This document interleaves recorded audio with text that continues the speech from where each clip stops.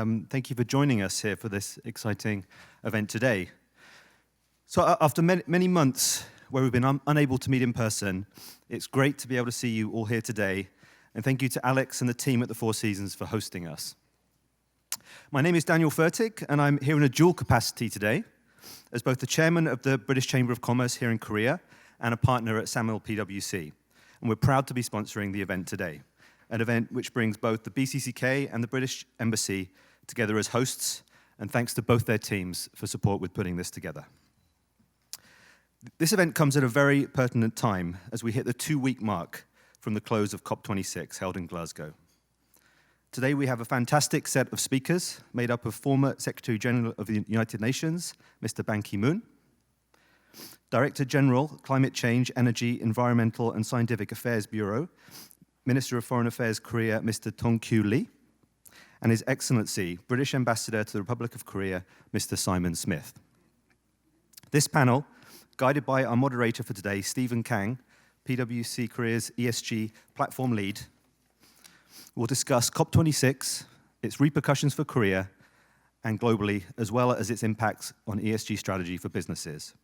So we'll be summarizing the outcomes of COP26, giving some thoughts where it has succeeded and where it could possibly have done more, what the agreement means for Korea, and how it plans to achieve the targets set, the role of the UK in tackling climate change and some of the policy reform needed to achieve its goals, what business needs to do to adapt to the inevitable transitions this agreement will accelerate, the ESG strategy development as a consequence of this agreement, the types of collective actions that are needed by 2030, 2050, and beyond. I hope you'll agree, all exciting topics. The discussion will last about 50 minutes, and we will then have 15 minutes of Q&A from the audience. So please do think of some interesting and challenging questions. So before I ask our panelists to come to the stage, I would now like to introduce our moderator today, who will then in turn introduce the panelists once on stage. So Stephen Kang, our ESG platform leader, is a senior partner and also PwC Korea's deputy assurance leader.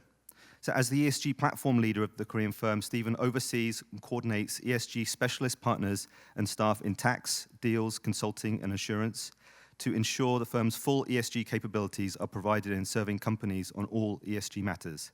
He's also connected to our global ESG platform leadership network to leverage our capabilities from around the world.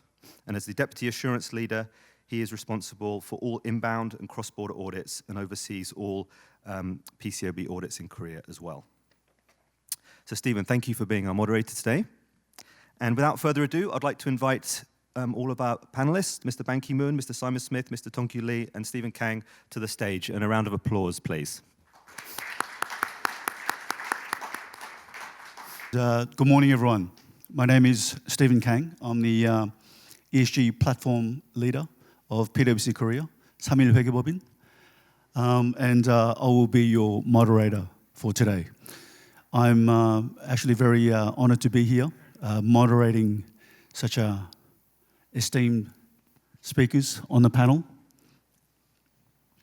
As Daniel mentioned, we will speak for about 45-50 minutes, and then I will turn to the floor for some questions, so please have some in mind. Firstly, it is a pleasure for me to be introducing the panelists here for today. Firstly, Mr. Ban Ki-moon, former Secretary General of the United Nations and President of the Assembly and Chair of the Council of Global Green Growth Institute. Mr. Ban holds a number of distinguished positions at present.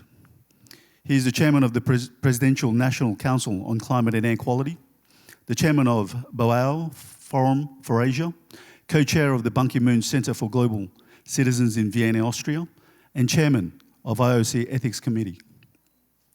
Currently, he is the Distinguished Chair Professor and Honorary Chairman at the Institute of Global Engagement and Empowerment at Yonsei University in Seoul, and since February 2018, has been serving as the President of the Assembly and Chair of the Council of Global Green Growth Institute. In the past, as you all know, Mr. Ban also served 2 consecutive terms as Secretary General of the United Nations. At the time of his appointment at the UN, Mr. Ban was the Minister of Foreign Affairs and Trade of the Republic of Korea. His 37 years with the ministry included postings in New Delhi, Washington, D.C., and Vienna. Throughout his tenure at the UN, Mr. Barnes strove to be the bridge builder on many issues and pressed successfully for action to combat climate change, an effort that culminated in the adoption and rapid entry into force of the landmark Paris Agreement in 2016.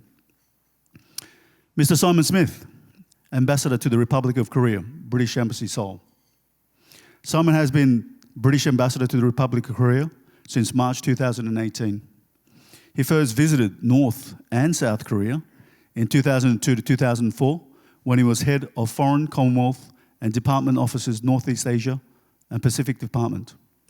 He has served as British Ambassador to Ukraine and to Austria, where he was also UK's permanent representative to the UN.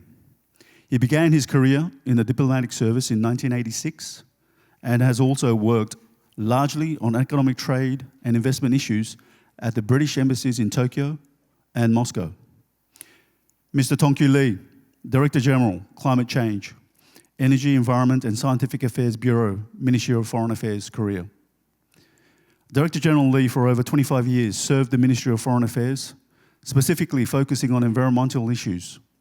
He was head of Climate Change and Environment Team, Councillor of the Korean Permanent Mission to the United Nations, and was actively involved in SDGs and Rio Plus 20 negotiations. He became a Deputy Director General of the Climate Change, Energy, Environment and Scientific Affairs Bureau in 2018 and has actively engaged in a wide spectrum of environmental issues, including the climate change negotiations. Again, please welcome our panelists on the stage, please.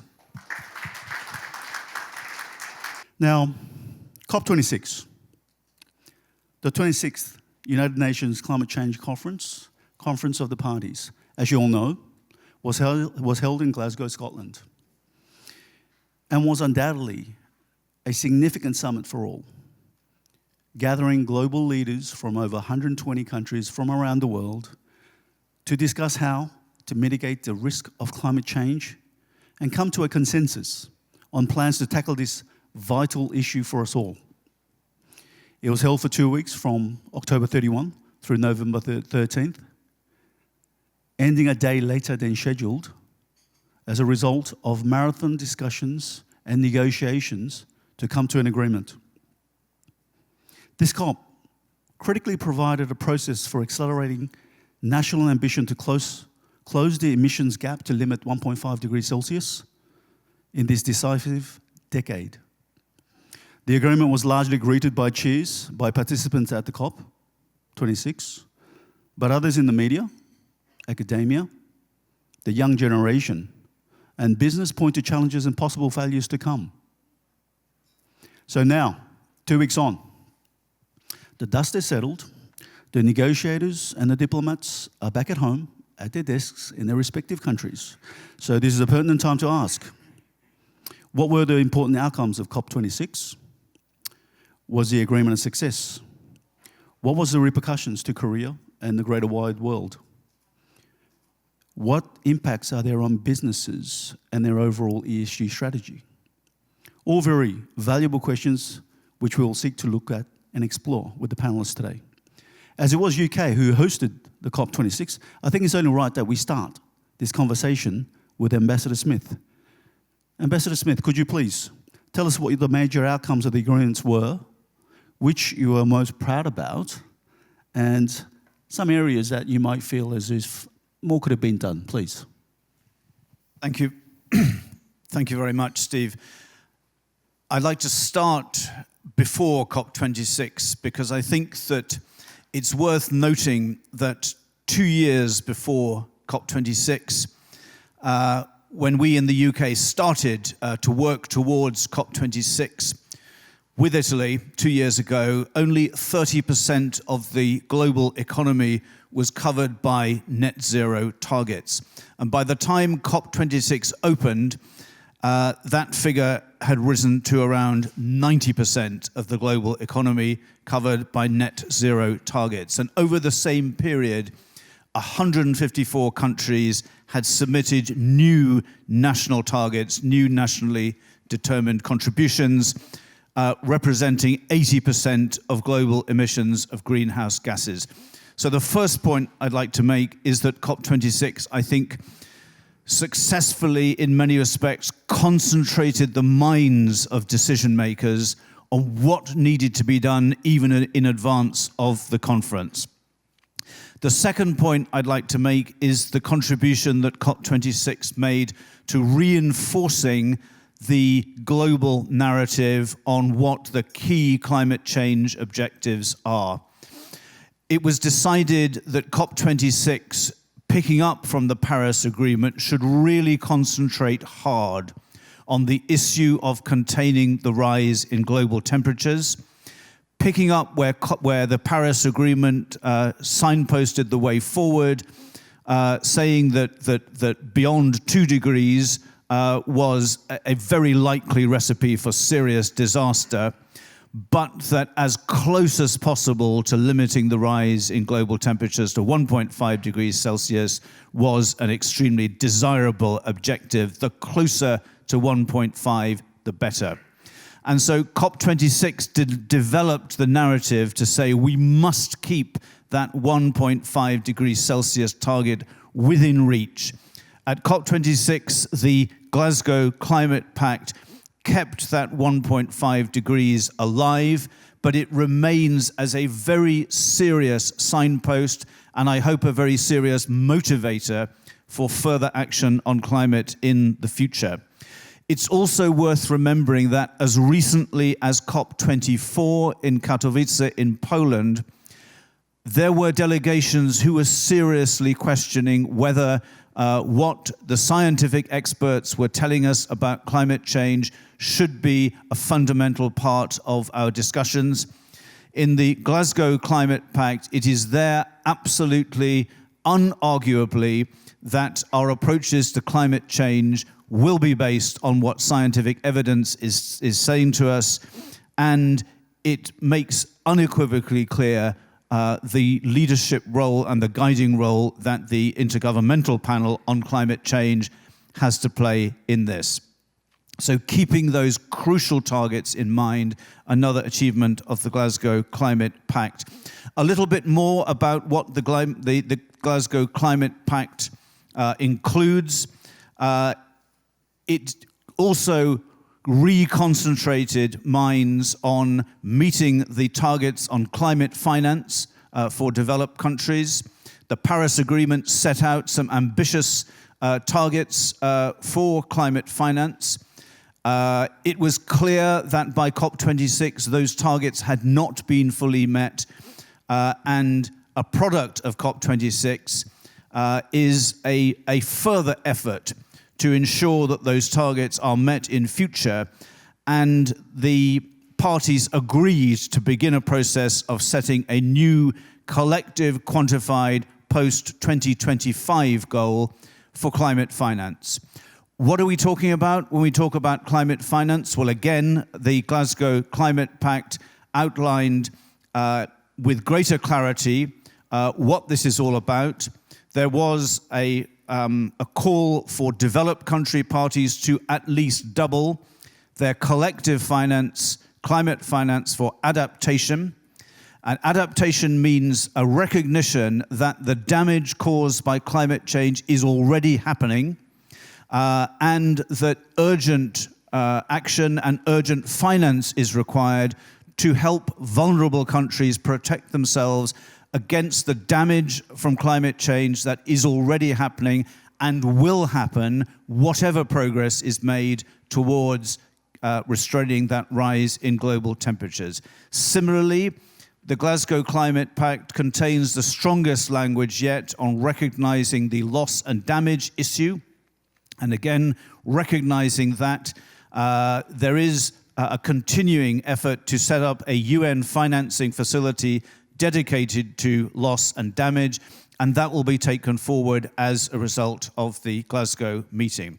And last but not least in my selective list of achievements from Glasgow, one of the important objectives of COP26 was to nail down agreement on the outstanding elements of the Paris Agreement rulebook, including Article 26 on carbon markets, which had been the subject of particular concern by many of the delegations, and that has been achieved. So the rule book, which finalizes the detailed rules and systems to underpin delivery of the Paris Agreement, that is fixed. And I think one of the important things about this, in particular in the way in which Article 6 focuses on carbon markets, it also focuses on how the principle of offsets works. It is important that we have clear, agreed rules for this. So if countries wish to opt for the offset principle to play an important part in their commitments to meet their emissions reduction targets, that it's now clear what rules they must abide by, it's clear that that will be done transparently, and it's clear that there will be no argument between what is a permissible, what is a good offset, and what is not such a good offset. So the rules in those respects are very important. Just to mention in parenthesis, the UK will be one of those governments that will make efforts to ensure that it meets its climate targets with minimal or no use of those offsets. That's a choice for countries to make, but as I say, the Glasgow meeting at least ensured that we have rules, we have clear principles on the basis on which that will be done. To finish off with just a few comments about the nature of the meeting, I think one of the things that as organizers we were very keen to ensure was that this was definitely not one of those meetings that looked like it was covering a concern that was only for environment ministries and foreign ministries. We wanted this to be something that mobilized participants right across the board from the countries concerned. We wanted people right at the top of government. We wanted people from local and regional governments. We wanted people from business. We wanted people from finance. And I think that the participation in Glasgow very much showed that this was an effort where right across the board of governments and societies and communities, people actually came together to work on these shared objectives. And to illustrate that, just with a few examples of the Korean participation in COP26. Of course, we were glad to welcome President Moon.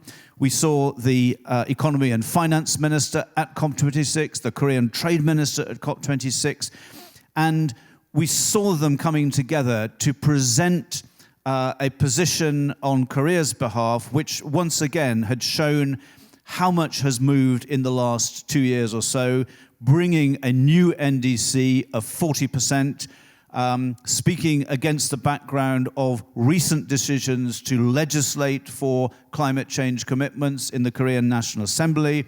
We saw finance represented by the chairman of Shinhan Financial Group, briefing global leaders on how they were going to reduce the exposure of their portfolio by over 40% by 2030. Again, we saw very much the kind of right across the landscape engagement that we really wanted from participants across the world. My last point on achievements at COP26 very much follows from what I've just said, because I would just like to pay tribute to the person sitting next to me, former Secretary General Pan Ki-moon, who has worked so immensely hard here in Korea to move the dial, to add vital impetus to decisions here in Korea, and I thank him personally for the efforts that he's made to help our preparations for COP26 here in Korea. What needs to be done? I think an immense amount still needs to be done, and I think we will be talking about that later in this session. But the United Kingdom remains in the chair. In fact, as some of you may not know, it only became the president of the COP process at the COP26 meeting. So that remains important work for us in the United Kingdom to do.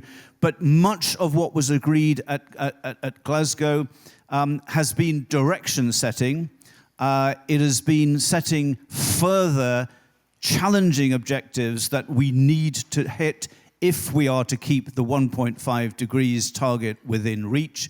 And it will mean that as we go forward in further COP meetings, we will need to ensure a similar kind of commitment right across government, right across economies. And it's very important that the Glasgow meeting agreed that ministers and that world leaders must re-engage personally in the process by 2023. So it is not an issue on which we now rest for another 5 years before COP31 or whatever it is. The action needs to continue. The amount of rest that's appropriate to take after COP26 is measured in hours, not even days. The struggle must continue, and the objectives set out by COP26 have not been conclusively nailed down. Action needs to continue. Momentum needs to be sustained. Thank you, Steve. Thank you, Simon. Thank you very much for that. I think our former UN Secretary Ban Ki-moon also complimented the US government in our pre-breakfast meeting this morning, saying how the UK government actually pushed the agenda of COP26 and kept it alive. So I think the UK government overall did a very good job. I think, Simon, a lot to be proud of. And you did mention about some of the climate finance, which was a little bit lacking. So we will explore that a bit more further.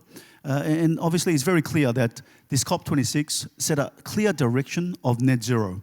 Net zero for all, as Ambassador Smith mentioned. It wasn't just the governments, it wasn't just the environmentalists, it was the businesses, it was the people. They were all out at COP26, and I think it is something that is attention for all, and the direction is definitely to net zero. Now, just to quote Alok Sharma's comment, Alok Sharma basically mentioned that 1.5 degrees Celsius is alive, but the pulse is weak.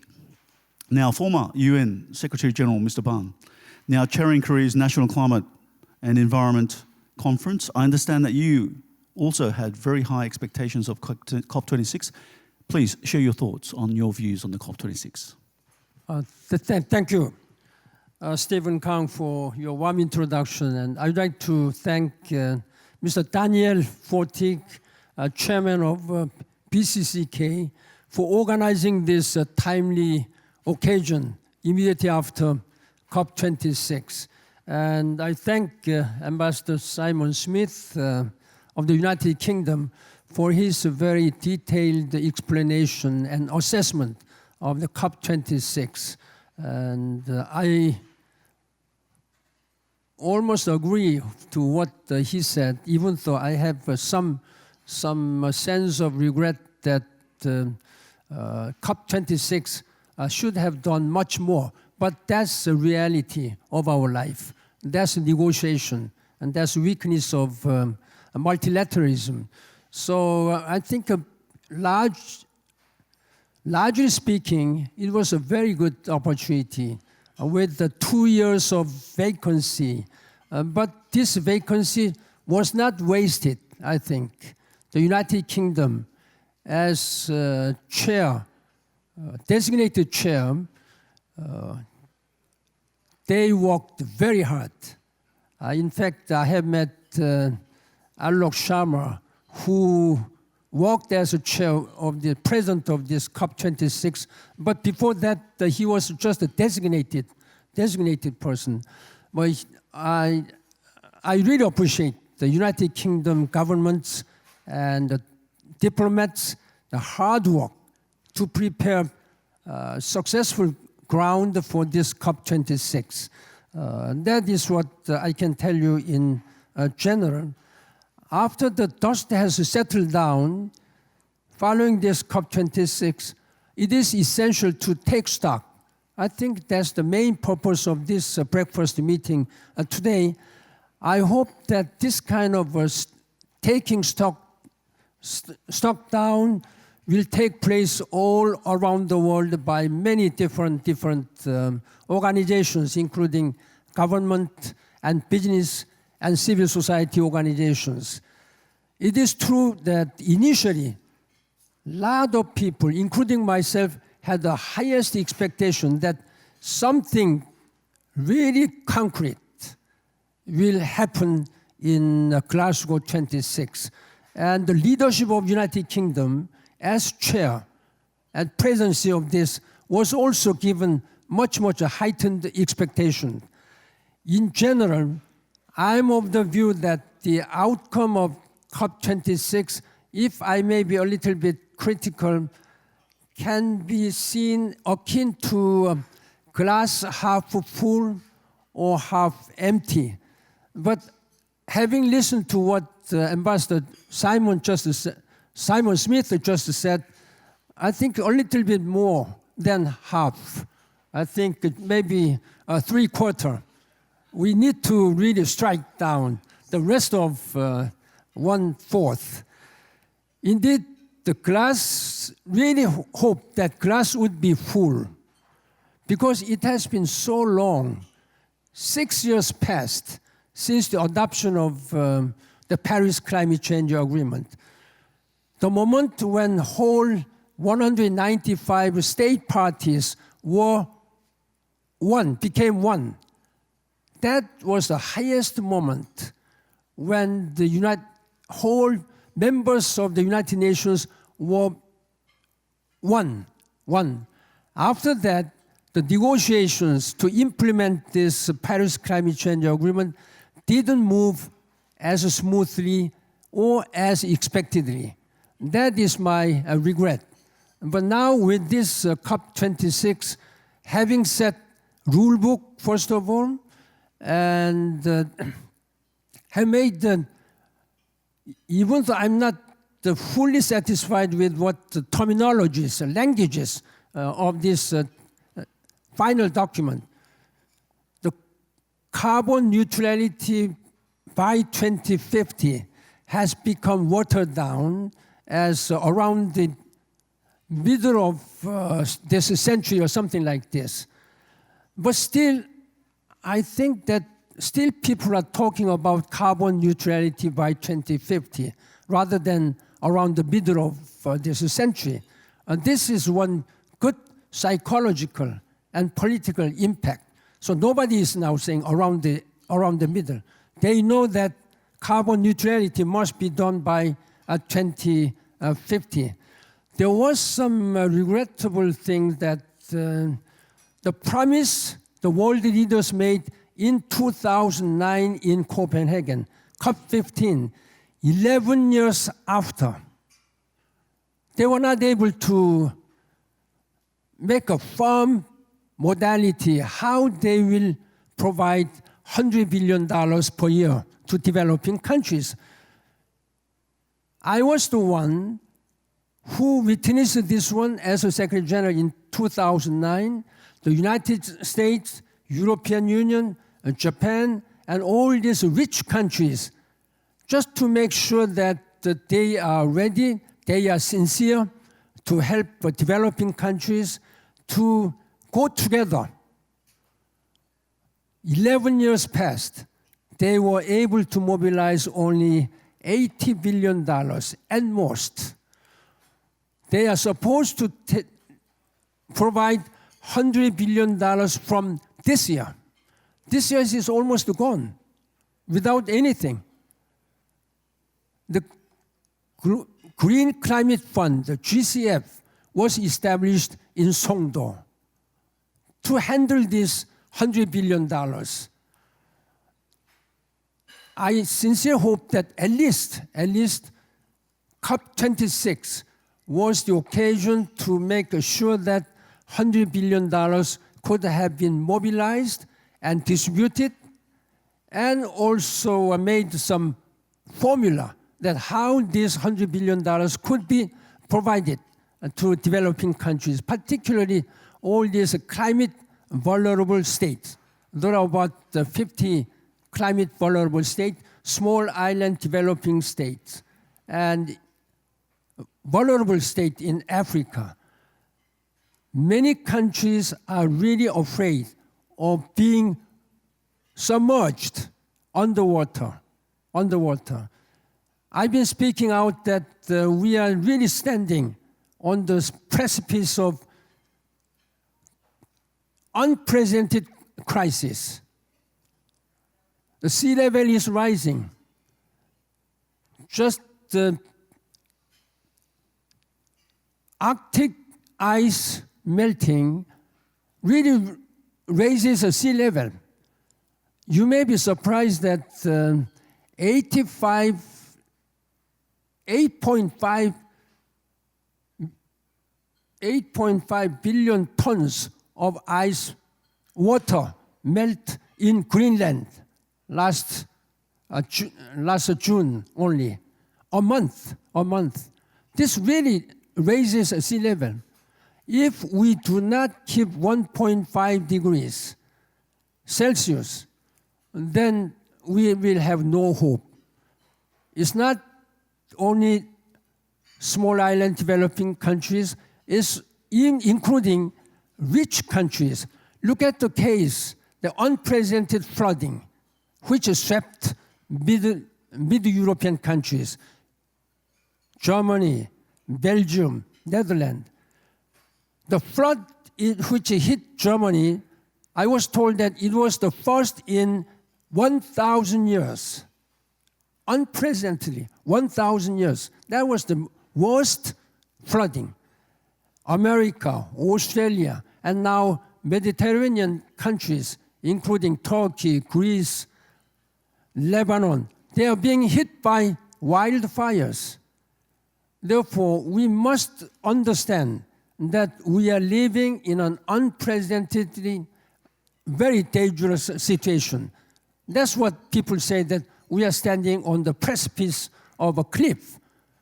It's not only small island developing countries, rich countries, humanity, as well as our planet Earth. The only planet Earth human being can live. We have not been able to find any planet where we can move to. It may take 100 years or 1,000 years.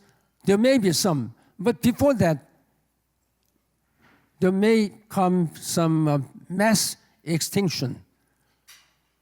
The geologists, scientists, want that maybe 100 years after, we may face 6th mass extinction. Mass extinction means that more than 70% of species will perish, including humanity and animals. The last mass extinction, the 5th mass extinction, happened 65 million years ago. 65 million years ago. Then why we should face this kind of things? Because that is what we have failed. We have failed. In any way, while I am very much disappointed by the result of the COP26, I am encouraged that some tangible progress was made in relation to 3 key areas. First of all, mitigation action, adaptation action, and adaptation financing. I'm now working as a chairman of the Global Center on Adaptation, headquartered in the Netherlands. And most of the European countries and some vulnerable, climate-vulnerable countries are the member state of this one. I'm co-chairman, and I have been speaking out that there should be some balance between mitigation and adaptation. Many people by this time realize that we have to mitigate, reduce greenhouse gas emissions. A lot of things have been done, in fact, including carbon neutrality 2050. This is a part of mitigation, but not much on adaptation.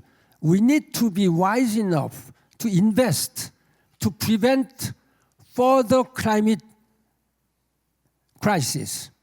That is adaptation. For example, if we can establish much better early warning system, if we can invest more wisely in climate resilient infrastructures, how you make all these buildings and streets and other infrastructures climate resilient, how we invest wisely in agriculture, like climate resilient crops, and how to provide all these good crops to our farmers, how to preserve our very much scarce water resources. Even for small island developing countries, even planting mangroves, that can really help preventing from all this, the seashores washed away by tides. This is what I have experienced as a Secretary General. I visited many small island developing states in Pacifics, and I myself planted mangroves as a way to lead by example. We need to, my argument has been that we need to invest 50-50, mitigation 50 and adaptation 50. Now, I am very much encouraged that the COP26 has agreed to double the financial support for mitigation. It's not exactly 50-50, but at least now we are using 95-5 ratio. 95 mitigation, only 5% mitigation. Now they are going to double this one in terms of financing. That is one good aspect of the COP26. One good aspect of COP26 is that the leaders of the world, particularly political leaders, they have become much more alarmed. They are now much more aware of their political leadership role. And now business community has been much more engaged, much more committed, but now with the political support, I hope that political leaders, business leaders, and civil society leaders will work together. I think this tripartite partnership is most important in addressing climate change issues. Now, I think you most represent the business communities, and business communities should also make sure that your industries to take all possible issues to reduce carbon emissions and make your industries' operations climate friendly. This is what I am really urging you to then. For that, I have been meeting business leaders in Korea. I met leaders of POSCO and also Hyundai and many other big industries. They are committed. Now, as a former, when I was working as a chairman of the National Council on Climate and Carbon Neutrality, I really been traveling around my own country and trying to raise the awareness on the importance and urgency of climate issue. In that regard, I really appreciate and commend the leadership of United Kingdom, but that is not the last station. We have to move ahead, much more. That is our, I think, moral and political responsibility. I think everybody has responsibility, sense of responsibility. It's not only political leaders. I'm asking that there should be a tripartite partnership. One good aspect of COP26 is the China-US joint declaration. Despite that they are really fighting politically, there's a serious political conflict between the United States and China. I have been urging, look at the case of how President Obama and President Xi Jinping cooperated and rendered their support for climate issues. Without Chinese coming on, I don't think we would have been able to have a climate change agreement. And I tried my best effort, exerted all my efforts to bring United States and China together to move on. When we failed in Copenhagen, that was, I think, the most tragic failure in the history of a COP. I was really psychologically devastated, and my leadership was devastated as a Secretary General of the United Nations. That time, China, India played very spoiling, in a worse way, destroyers. They were destroyers. They realized that their national prestige would be very much hampered. From next year, following year, Chinese became much, much more cooperative. And by the time when we were able to have a Paris Climate Change Agreement, they were fully on board. Now, it's a matter of wisdom, political wisdom, how to bring China and India together, particularly China.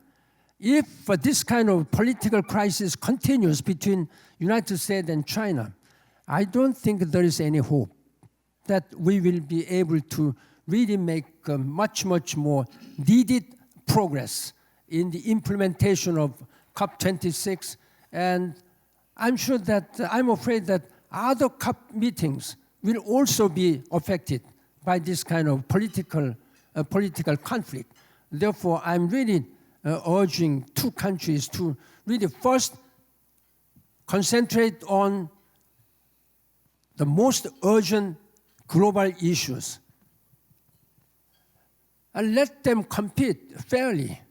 Let them compete fairly in trading and science and technology and elsewhere. By fully cooperating, working together on global issues, I'm sure that they will be able to gradually increase the level of scope of mutual understanding. We may not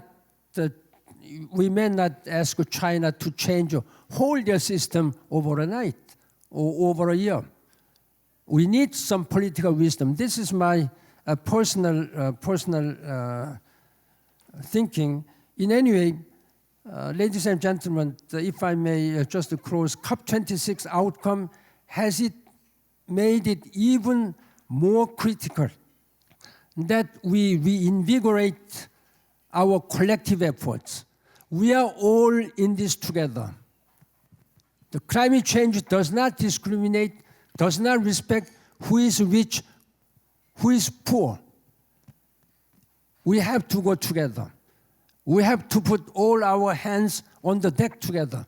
That's my message. And I'm also ready to engage in any Q&A. Thank you very much for your attention.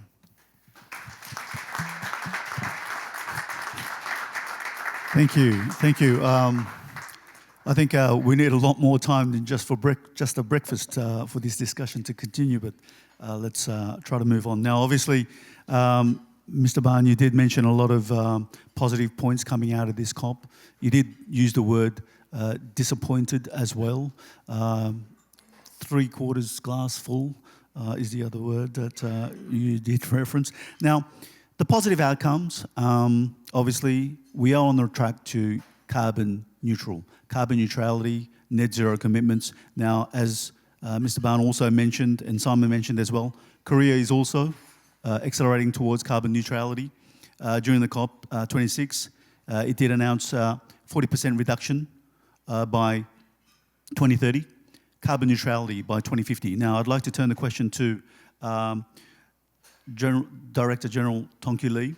Because of COP26 agreement, do you see Korea's climate response developing forward, going forward, and what plans the government may have? And if you can share some of the challenges that Korea is going to face, the businesses, the people, the economy, could you share that with us, please? Thank you, Steve. And I am very honored in this morning to sit together with the Secretary General Mr. Ban Ki-moon and Ambassador Smith, the President of the Climate Change Convention this year and next year. And after the excellent assessment of the two speakers, I don't believe there is something I can add. So I will focus on what Korean government has done and what Korean government will do to tackle the climate change issues.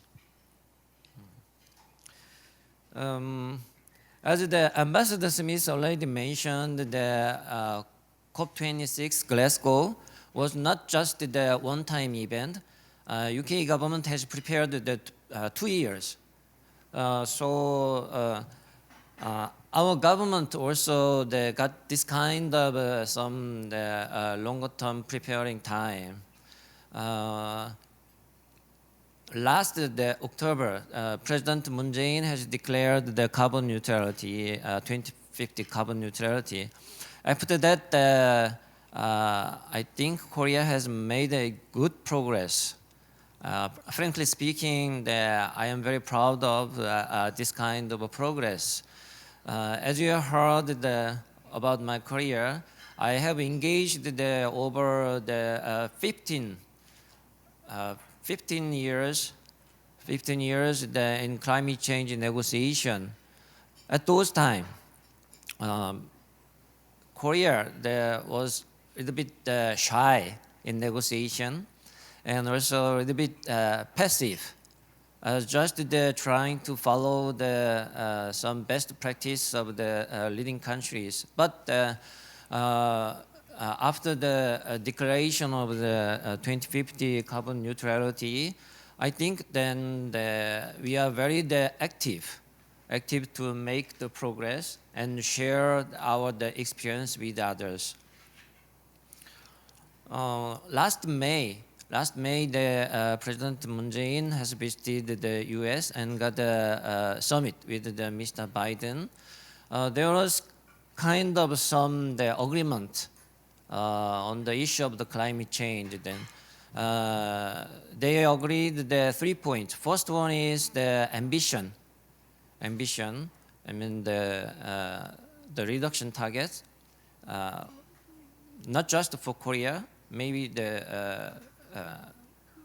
some work together to make other major economies to increase their ambition. And second was the coal, to stop financing new unabated coal power plants. And the third one is the climate financing. After that summit, the end of the May, Korea hosted the Seoul P4G summit. I'm maybe then some G7 countries doubts about the result of the Seoul summit, and they comments on said too little the progress and not the good ambition. But the result of the P4G summit was the Seoul Declaration, and we put the phase out of the coal power plants, the sentence in the Seoul summit, and persuaded China to join this Seoul Declaration. Surprisingly, China has joined the Seoul Declaration, even though the phase out was weakened, encouraged to phase out coal power plants.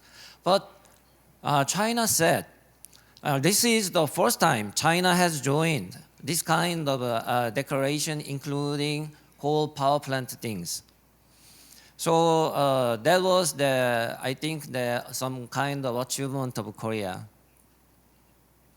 After that, I think most of you already know the progress in Korea. we made a new upgrade the NDC, 40% of the reduction in the 2030 by the 2030, and also we declared to stop financing coal power plants abroad.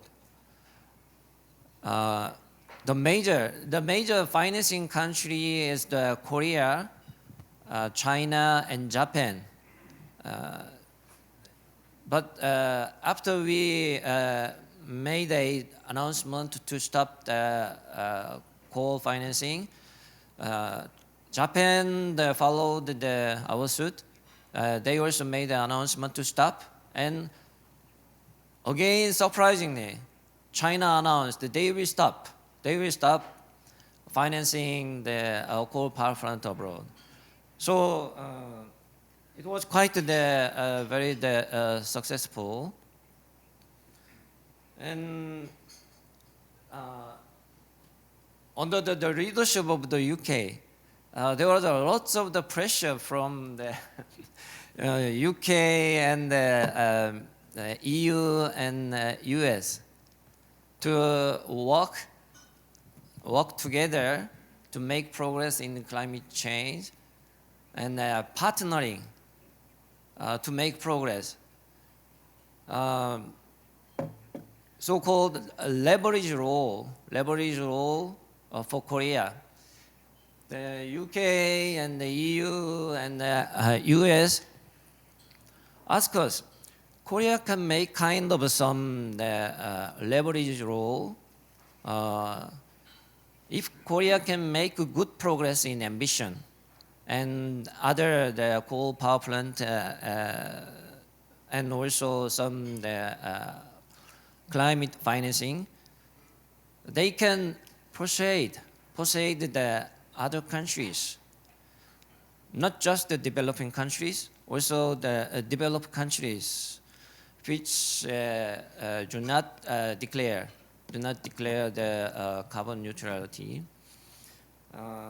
So in Glasgow, we observed, still not satisfactory, but Indonesia has declared the 2060 carbon neutrality, net zero, and also India.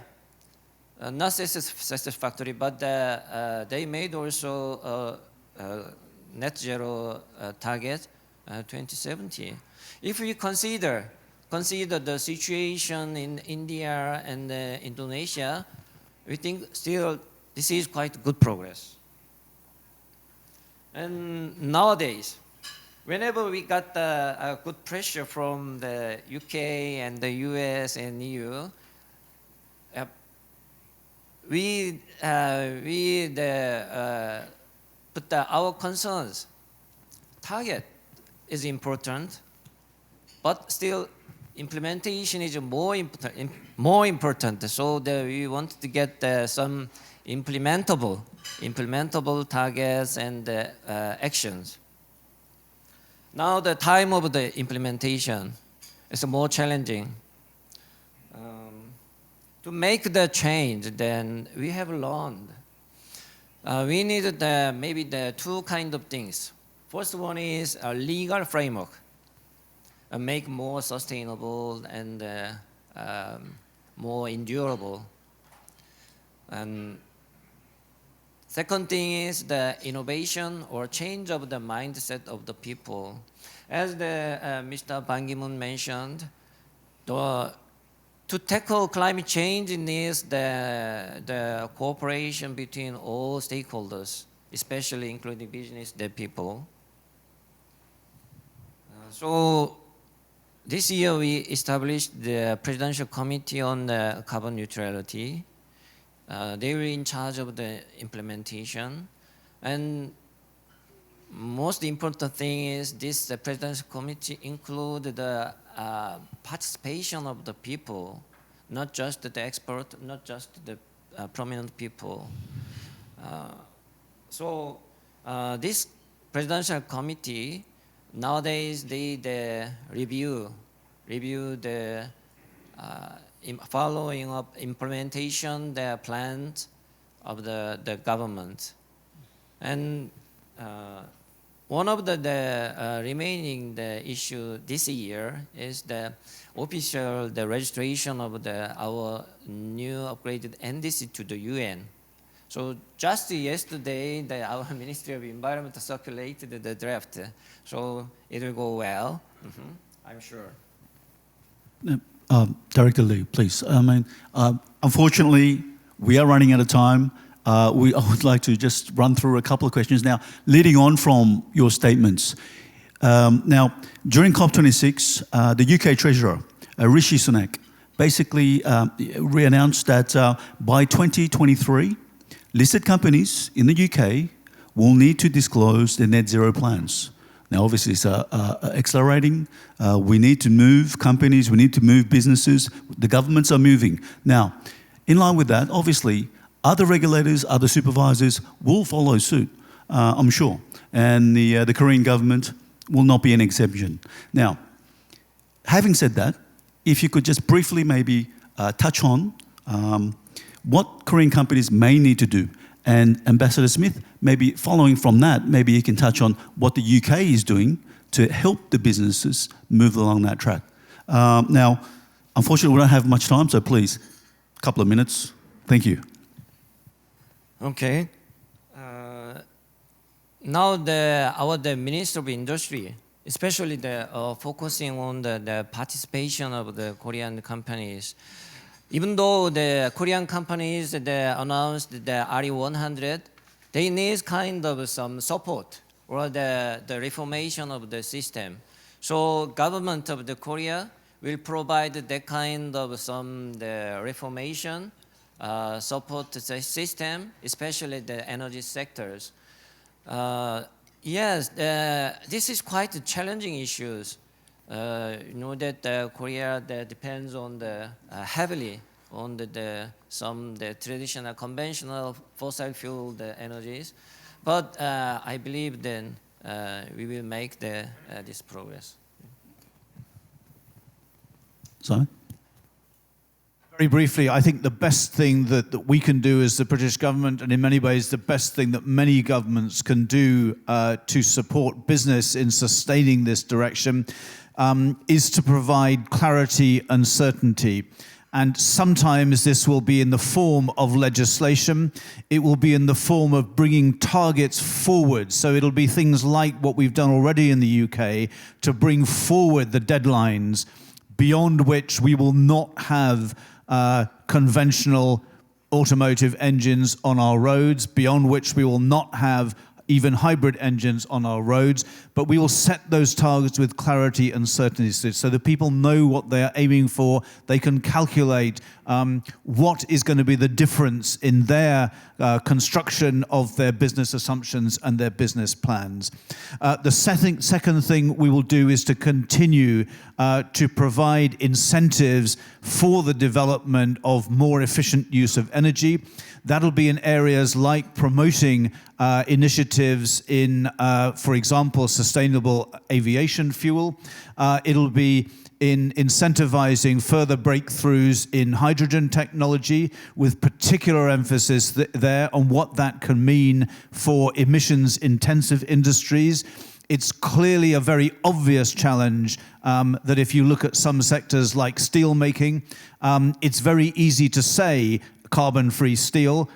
It's less easy to say how are we going to master the technologies that produce that in the sort of quantities that we will need if we're serious about the building bit of building back greener and better.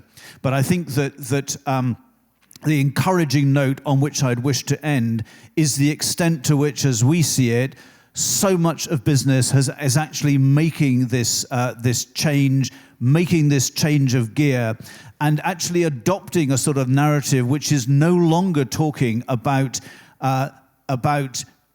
adaptation or about the energy transition as something which imposes costs and burdens. There is a fundamental change in attitude and narrative towards seeing these as investments. And if we can see these so-called costs of energy transition And if we can see even also the so-called costs of developed countries providing the necessary finance to developing countries, if we can see those as investments and not as costs and burdens, that change is already underway, but certainly the British government, and I hope many governments around the world, will be encouraging businesses to move on in adopting that positive approach. This is investing in our future. It's not just seeing how we can limit the costs. Thank you. I think the point that resonated with me was that the governments, what they need to do is really minimize uncertainty for businesses by setting set policies so they can set their budgets, their estimates, and their targets going forward. I think that's an excellent point that you made. Now, we are running very short time, but I would like to ask Mr. Ban Ki-moon a last question. Now, again, this was something hotly debated, a topical point that was raised during our pre-breakfast before the seminar here. The change of the language at the last minute from phase out of use of fossil fuels to phase down. A couple of countries wanted the text to be watered down. Now, you did mention, Mr. Ban Ki-moon, that we are at a point, we are at a crisis. Now, what kind of collective action do you believe needs to be taken globally without exemption? What do we do now? What must be done? Most important things, not everything that you spoke already. As I have already said, one of the big disappointment was this watering down the language, carbon neutrality 2050, to around the middle of this century. That was very disappointing. If we combine all these nationally determined contributions and calculate it into a real action-oriented way, the scientists say that we may end up to 2.4 degrees rather than 1.5 degrees. Still, it's not enough, not enough. Of course, there are more than 150 countries who committed nationally determined contribution by cutting minimum 40% to 45% by 2030. Korea has made it a pledge to cut 40% by 2030. That is, we may, even though I'm not fully satisfied with what Korea did, we may just accept it. Now, China said by 2060, that was more or less accepted by the international community. At the last minute, when India said, we cannot do it, so we can do it only by 2070, and arguing that their per capita greenhouse gas emission was just 1.4 tons. But in a gross amount of India's emission is 2.2 billion tons. That is number 3. China, United States, and India. 2.2 billion tons. We are not talking about this calculating by per capita, because our carbon neutrality by 2050 means that we have to erase all these carbon emissions which are covering on the space. We have to reduce at least by 7% of these carbon emissions in the space every year. Otherwise, we have no hope. Then India argues that in terms of per capita carbon emission, they stand at 140th place in the world. 140th place. As I said, we are now talking about decarbonizing all by 2050. There is no difference between rich and big emitters or small emitters. Of course, in terms of argument, they may argue that way, but the problem is that climate change does not discriminate whether you are big emitter or whether you are small emitter. India has been affected a lot by cyclones. Bangladesh and Sri Lanka, all these countries in 1 year, in 1970 in Bangladesh, more than 500,000 people died overnight. 500,000 people. By adaptation, by investing more on adaptation, now the number of casualties by annual cyclones is less than 100 people. Therefore, the nature is mercilessly attacking, hitting us. They don't discriminate at all. India is per capita wise small country, so we will pass by India. No. India has been annually hit by these cyclones because of these climate actions. We must take climate action. Therefore, it's unacceptable, in fact. At best, misleading. Their argument is misleading. Nobody is talking about calculating per capita. There are so many countries in the world. Go to Africa and small island development countries. Their contribution, emission level is just minimal, negligible. But they are being hit. They are being hit. Therefore, we have to talk about gross emission rather than this per capita emission level. In that regard, I think Indians, they have very able diplomats. They maybe have very able diplomat in arguing, but it's not constructive. It's almost, destructive one. I'm sorry that this chair country, Alok Sharma, has had to accept this one because of the very unique, unacceptable process of decision-making process. Because of this absolute 100% unanimity decision process, so just one country, India, can spoil this whole, very much heightened expectation that we will have carbon neutrality by 2050. That is very much sad things, but I hope that India will play more constructive role. They are still playing this almost. I'm sorry to say that, as a secretary, during my time as a secretary, I could not say it this way, but I can be. Well, Mr. freer. Ban, In any way, thank you very much. Let us work together. There is no big country, small country, no India, Japan, or Korea, United States. We are all one. We have to take all action together. That's my message to India and other countries. Thank you very much. Thank you.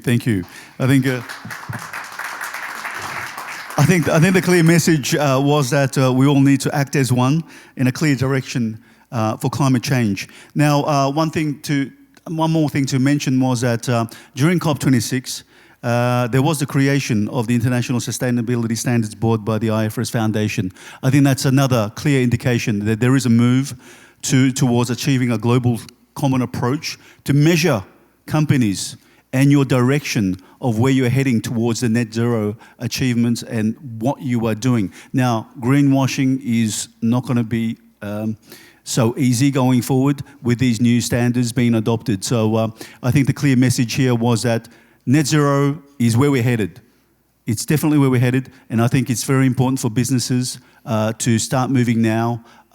Use your advisors, speak to your policymakers, speak to the thought leadership, please get on board with net zero. Daniel, I apologize, we ran out of time. Questions? Thank you, Stephen. Could I have one more round of applause, please, for our speaker and moderator? So we are running a little bit over. Can I maybe ask our panelists if we run over 5 minutes or so? Would that be okay for you? Yeah. A little bit over. Okay, great. So I think we've got time for just one or two questions from the audience. Does anybody have any questions? Okay, I thought maybe Sean first.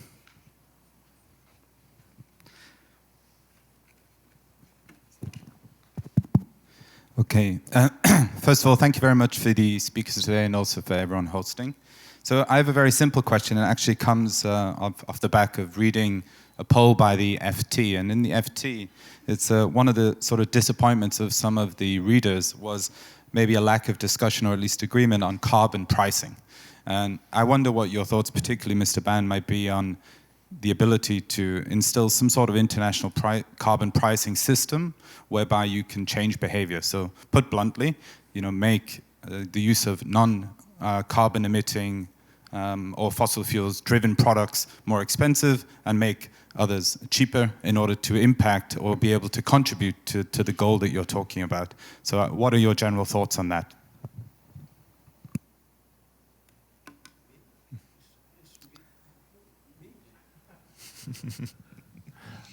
First of all, I'm not an expert in carbon trading. One good thing is that the rule book was agreed upon, and it opens a way to enable the carbon trading. And as we see many Korean industrialists, industrial sector representatives, I'm just telling you that if we do not decarbonize in your manufacturers, then there will be no hope. Because European Union, particularly they are introducing as early as 2026, the Carbon Border Adjustment Mechanism, CBAM, what is known as a CBAM. They will heavily tax when they cross to the European Union. And United States is also going to adopt this carbon border tax. And therefore, it is very important that our industries should be a decarbonized one. I'm glad to hear that POSCO has declared that they will try to use a hydrogen steel, and Hyundai automobile company, also Chairman Chung has announced that by 2035 they will not use this internal engine systems. That's what I have been urging my government and industries of Korea, despite the much criticism from industrial sectors. When I was a chairman of this National Council on Climate and Air Quality, I recommended to my government that by 2045, all these 60 coal-fired power stations should be phased out, all 60. I think they are going to do it. And by 2035, all this internal engine system, cars, should be changed into either electric or hydrogen. Now, big companies like Samsung, Hyundai, Hanwha, or LG, or like this, they have now made some Korea H2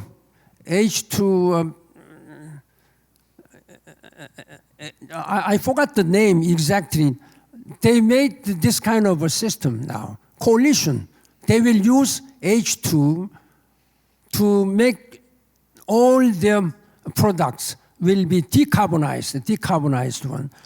I think Korea H2 Summit, yeah, this is maybe their exact word.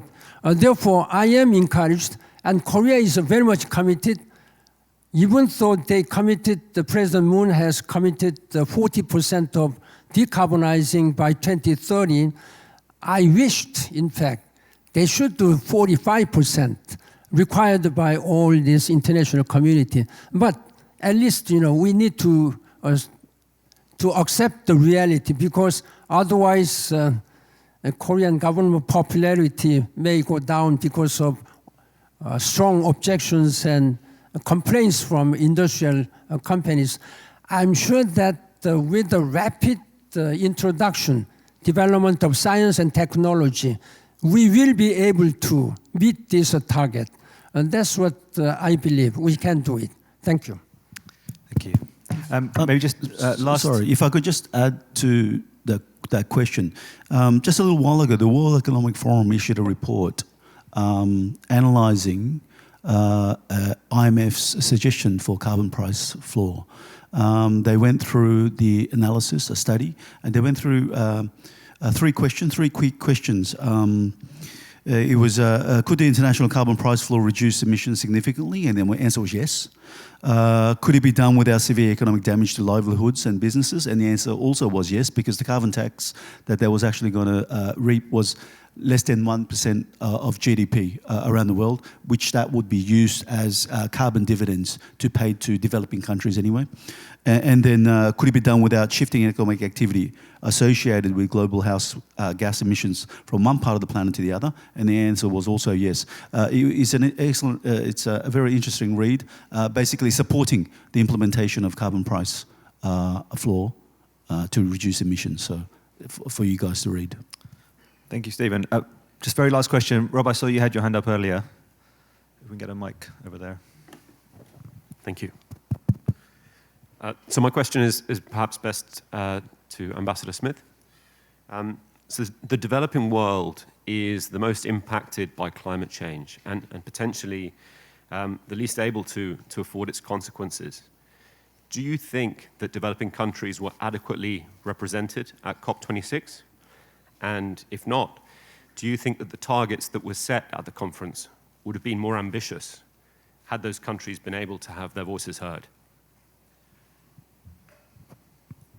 Thank you very much. In some senses, the questions are quite easily answered. It's a good question, but were they adequately represented? Yes, in the sense that the COP process is one that's open to all countries who are parties to the UN Framework Convention on Climate Change. It is in many ways a very kind of inclusive system, and as the former Secretary General has reminded us, sometimes those all-inclusive systems where unless something is agreed by everybody, it is not agreed at all, sometimes those can be deeply frustrating systems in which to get agreement on ways forward. But I think to sort of slightly elaborate the question and say, not so much were the developing countries adequately represented, was the outcome for developing countries an adequate outcome? I think straightforwardly no. And as I tried to make clear in my initial remarks on what were the achievements of COP26, it's very clear that the outcome on financing for developing countries is not good enough. And it's one of those issues which, following on from COP26, there is more hard work to be done. It is a good and encouraging sign that further ambitious targets have been set for climate finance, that the leaders accepted that there was an obligation and responsibility on them to make a further concentrated effort to meet even more ambitious targets in future. And as the Secretary General reminded us, there's also an agreement to say we must actually increase the proportion of that finance that's actually targeted on the damage that is already occurring. So shifting that balance from more on adaptation, a higher proportion on adaptation, and not so much so overwhelmingly concentrated on mitigation. But I think, as I say, the message for developed countries, the message, and I would say not only from those countries who have been specifically singled out in the Paris Agreement to say you have a specified climate finance obligation, the responsibility on all developed countries to look and ask themselves seriously, are we doing enough to provide the finance that's needed to build better robustness in vulnerable countries? And are we doing enough to convince our populations to say this is not a financial burden, it's an investment in our future? Thank you. So I wish we had more time for questions, but unfortunately we are out of time, so we'll need to wrap up here. So again, a big thank you to our panelists and moderator for a very insightful discussion. I know I learned a lot today, and I hope you did as well. So thank you to Stephen, Simon, Mr. Ban, and Mr. Lee for being here today and for coming. Also, a big thank you to all of the BCCK team and the British Embassy in Seoul for collaborating to put this together, as well as our PwC production team for linking things up so seamlessly today.